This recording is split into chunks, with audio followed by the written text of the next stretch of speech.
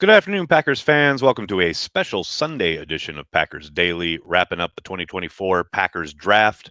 Hope you're all doing well. Hope you're all having a nice Sunday wherever you are. Most likely recuperating from 3 days of following along the NFL draft. That last day, day three, all of you who joined us here on the stream, you are diehard. Whether you were here in the chat, whether you were on the Zoom with Patreon members, Care the G Club members, I greatly appreciate you. Kind of lost my mind there for a while and late in the process, but that's what happens each and every year as you track all 7 rounds of the draft, as we do here at Cheesehead TV for you, Packers fans worldwide. And I do mean worldwide. I put it out there on Twitter earlier today, and I want to reiterate it here. Cannot thank you guys enough, all of you Packers fans from literally all over the world who utilize Cheesehead TV to connect with fellow fans, with the team in any way, shape, or form. It is greatly appreciated. Just wanted to wrap up the 2024 draft a little bit. The undrafted free agent reporting has begun. I've posted a link to our undrafted free agent tracker at Cheesehead TV at the top of the comments section, so you can check it out, see who they've brought in. The big news, obviously, is the long snapper from Wisconsin. I kid, kind of, but it is interesting to see bringing in some long snapping competition. I think Brian's done that almost every camp as far as trying to get a couple bodies at long snapper to see what shakes out. But if you're interested in finding out who they're bringing in undrafted wise, link is there. Um, in the meantime, yeah, 11 selections from the Packers: Jordan Morgan, Edrin Cooper, Javon Bullard, Marshawn Lloyd, Tyron Hopper, Evan Williams, Jacob Monk, Kitan Oladapo, Travis Glover, Michael Pratt, and Kalen King. In the King selection, I'm telling you what, the more I have watched him today, the more excited I am about that selection. I do think he could challenge right away. I know he had a somewhat disappointing 2023, his last season in college, but the tools are all there. I'm really interested to see what happens when Halfley and his staff get their hands on him in this scheme, what they ask him to do. I really think he could challenge for playing time sooner rather than later. But want to get your thoughts. Really, this is about you guys on a Sunday hanging out. The Brewers getting hosed on a terrible fucking no call. Aaron Judge clearly interfered, but we won't talk about it. The Bucks are about to play in a little while. Down their 2 superstars. Never tell me the odds. A lot of ball game left, but probably this is a really good time to talk about the Packers draft. Hello to everybody in the comments section. Hope you're all doing well. Mike Witt, thanks for the super chat, man. Kalen King, Biggie, this year's Valentine. Absolutely. This is no shade on Valentine, but I think King could be even better. I think both of them are physical as hell, and I do think Halfley will take advantage of that.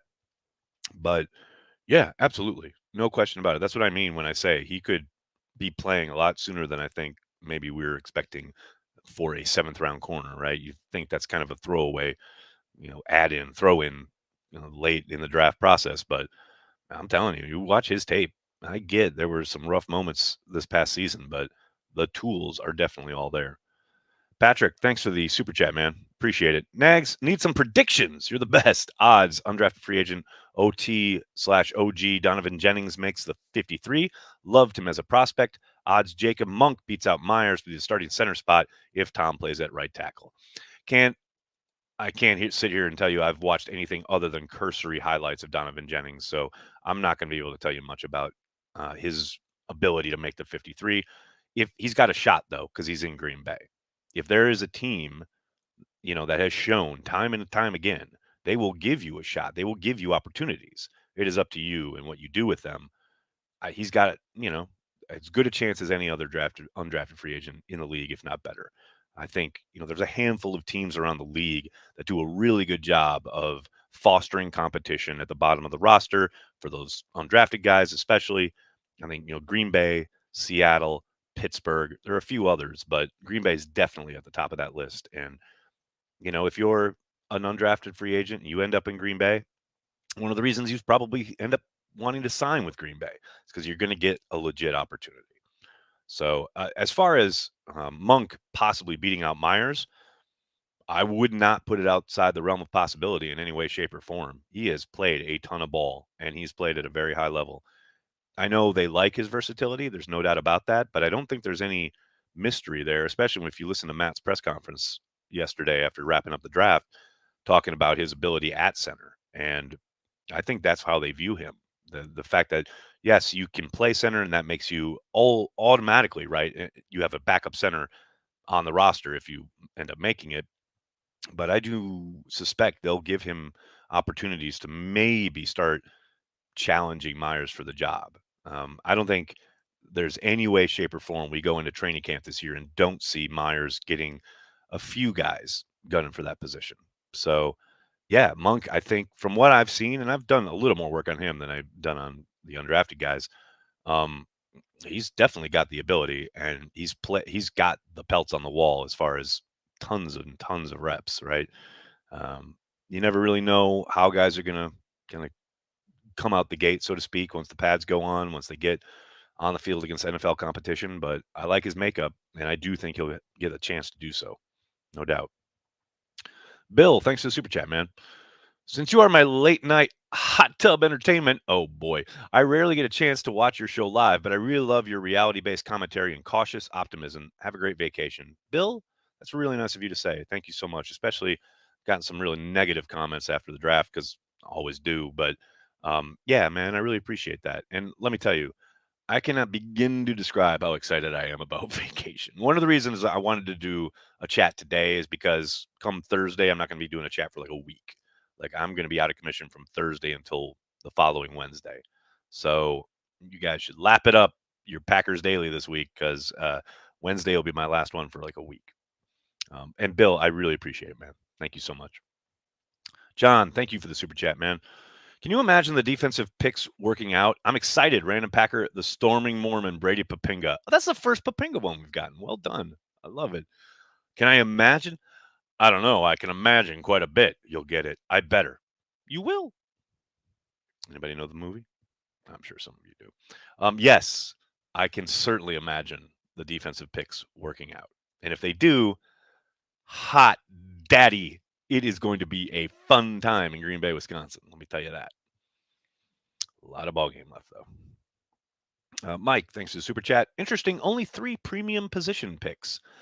I did kind of note that when I was looking down the rundown last night after it was all over, but you'll notice one of them was in the first round. That's not by happenstance, right? Um, I do think they're in a good spot in a lot of those positions. They clearly feel really good about where they are at when it comes to corner, right? And the news on Enigbare is incredibly positive as far as Matt dropping that apparently he didn't tear his ACL. He said it was never confirmed, and I guess it sounds like he's doing his rehab, didn't have to have surgery, and could possibly be available sooner rather than later. So that's an edge player in the mix, so to speak, that I think going into the process we didn't really take into account publicly outside. Um, so I think it's not too surprising, especially since they had the needs that were pretty significant at all those other areas, whether it was linebacker, offense, interior line, safety, especially. So it's not, I don't think, too surprising. Although, again, first round pick, they stuck to their guns and picked a premium position. No question. Mike Witt, thanks again, man. Cooper and Quay are going to be problems for teams. I agree. And man, I am sick of the negativity around Quay Walker. I mean, Quay is a dog, and I don't mean that he went to Georgia. I mean, he is a fucking dog. I understand he's hasn't come in and lit up the league. I think some of that, a big part of it, is what he's been asked to do, the scheme he's been playing in. In this new scheme at the weak side, he's going to eat. Market zero, dude. I want people to clip this. I want you to come back to this. Throw this back in my face in November when he's killing it. I am done with the Quay Walker slander. Absolutely. Hey, thanks for the super chat.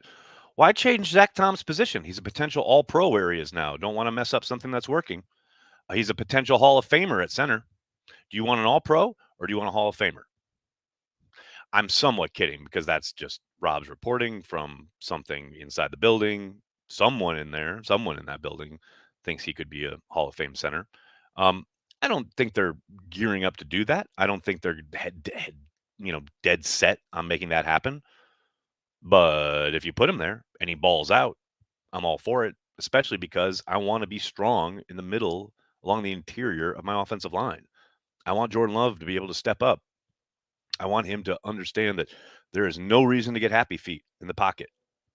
Like, I have no problem moving Tom if that's what they want to do. I get he played extremely well at right tackle last year. No question about it. But here's the news flash. He's played extremely well at every position they've put him at. And if they think his best possible position is at center, I'm all for trying it out. I mean, I get it. I understand. You look at last year and you're like, all right, we got a right tackle. But, there's a lot of different ways to attack this problem as far as keeping your quarterback upright. And if Tom is the best answer at center, I have zero issue with it. Best five, baby. Best five. Mike Witt, thanks again, man. Can't wait for Green Bay draft next year. I met Ross at Badger State Brewing Friday night. Awesome dude. Random Packer, Adam Timmerman.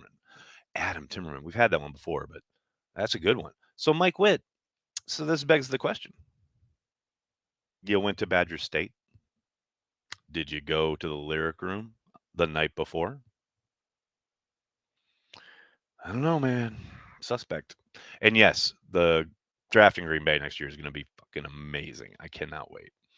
Joe, thanks for the super chat. Don't know how much Halfley likes to blitz, but Packers seem to now have guys other than the front four who can bring pressure on the quarterback. Oh, he going blitz. There's zero doubt about that. And I don't think it's going to be like, Bob Sanders, like or Bob Slowick.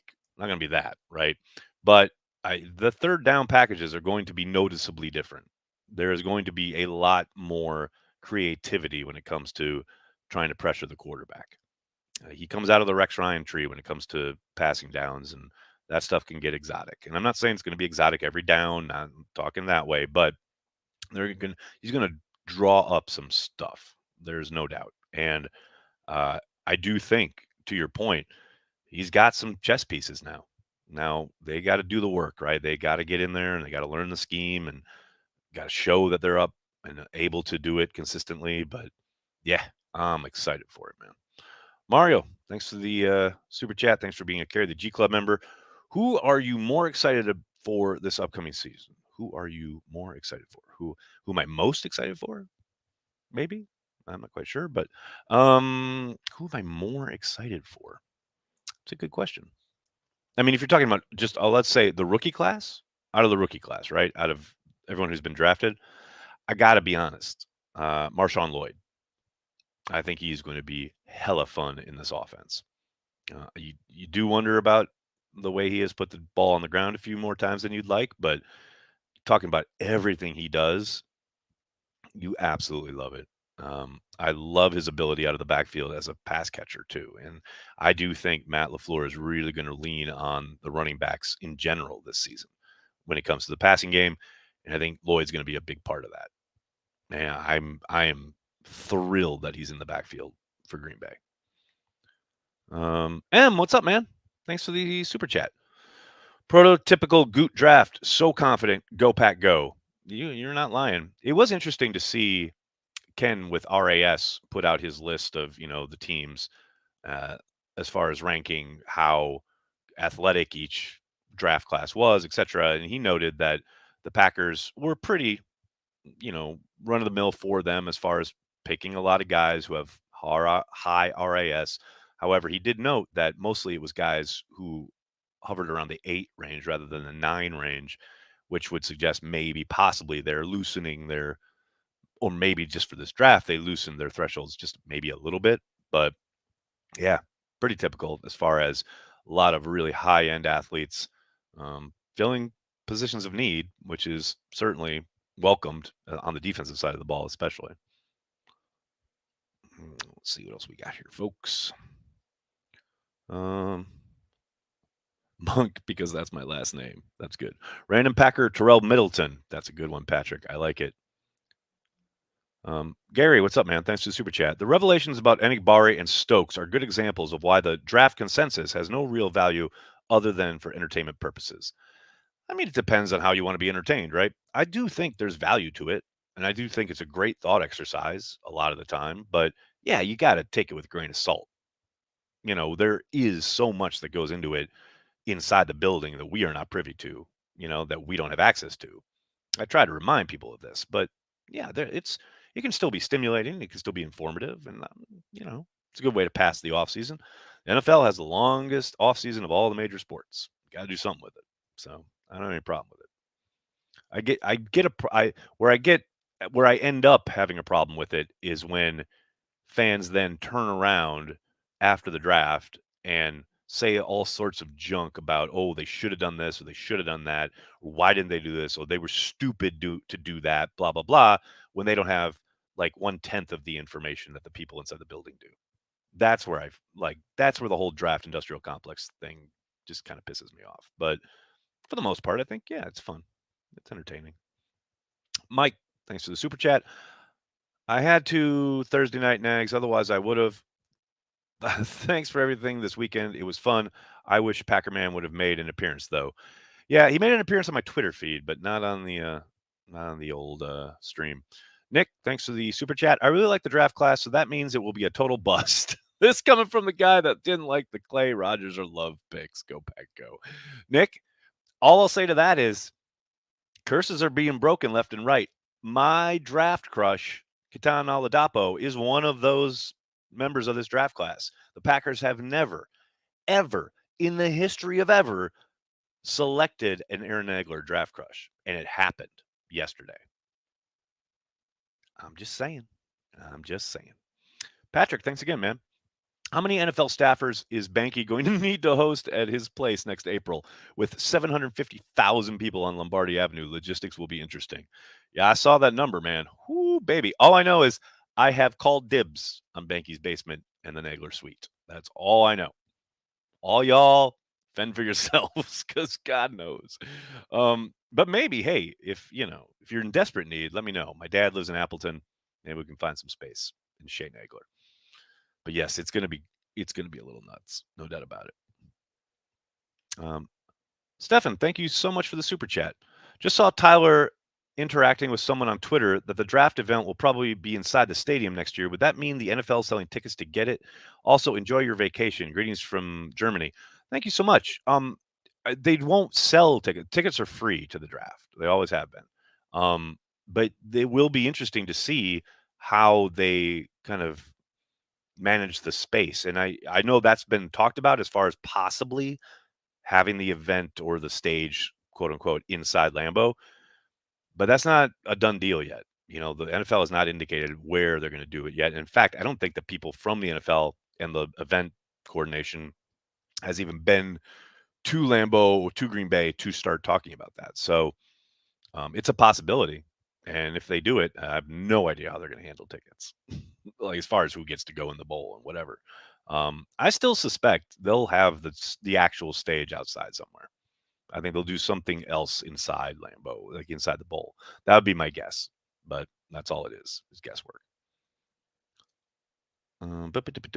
Caleb, what's up? Thanks for the super chat. As a loyal Packers fan, do I need to change my name now?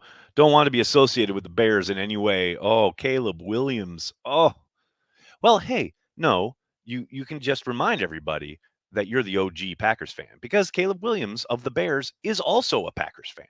True story. So, you know, it's your little brother who has lost his way. He'll flame out in Chicago, eventually be traded or cut, and then it won't matter, right?